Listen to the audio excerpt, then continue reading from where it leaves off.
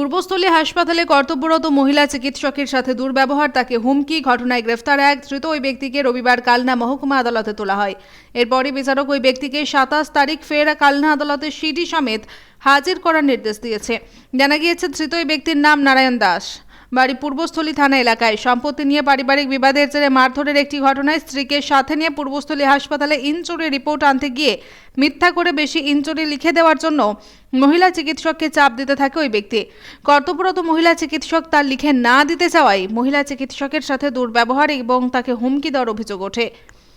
ওই মহিলা চিকিৎসক গতকাল পূর্বস্থলী থানায় অভিযোগ দায়ের করলে গতকাল রাতেই অভিযুক্তকে গ্রেফতার করে আজ কালনা আদালতে পাঠায় পূর্বস্থলী থানার পুলিশ। এই প্রসঙ্গে পূর্বস্থলী হাসপাতালের বিএমওইচ শুভ রায় তিনি জানান, মহিলা চিকিৎসকের সাথে দুর্ব্যবহার এবং তাকে হুমকি দেওয়ার অভিযোগ নিয়ে চিকিৎসক থানায় অভিযোগ দায়ের করেছেন। যদিও ওই চিকিৎসকের সাথে একাধিকবার ফোনে যোগাযোগ করা হলে তিনি ফোনে যোগাযোগ করা যায়নি তার সাথে।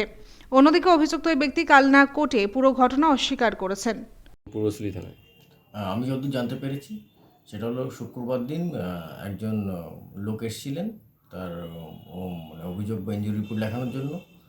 তারপরে ইনজুরি রিপোর্ট লিখে দেওয়ার পর তিনি তার মনোমত হয়নি বলে তিনি কর্মরত চিকিৎসার সঙ্গে প্রথমে কথা কাটাকাটি হয় এবং তারপর তিনি চাইছিলেন যে তার মনের মতো করে ইনজুরি রিপোর্ট লিখে দেওয়া হবে, কিন্তু সেটা কখনোই সম্ভব নয়। যেটা কখনো হয়নি সেটা কী করে করা হবে। কিন্তু তারপরে তিনি দুর্ব্যবহার করেন আমাদের কর্মরত যিনি চিকিৎসক ছিলেন তার সাথে।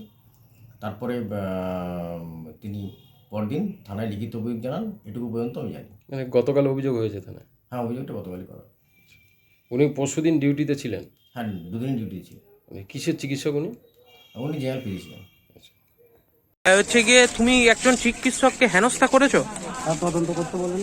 হ্যাঁ, তদন্ত করতে বলেন, সিসি ক্যামেরা চেক করতে বলেন। আমার বাইককে নিয়ে গেছি, আমি যদি ওনার সাথে খারাপ ব্যবহার করতে তখন গোবর করেন। চিকিৎসকের অভিযোগ যে তুমি ওনাকে গালিগালাজ করেছো, হেনস্থা করেছো। চেক করুন, তদন্ত করতে বলেন ফুটেজটা। তুমি সেদিনকে কি করতে গিয়েছিলে তাহলে ওখানে? আমরা এখান থেকে বউকে আমার বাইককে নিয়ে জার্নি করতে গেছি।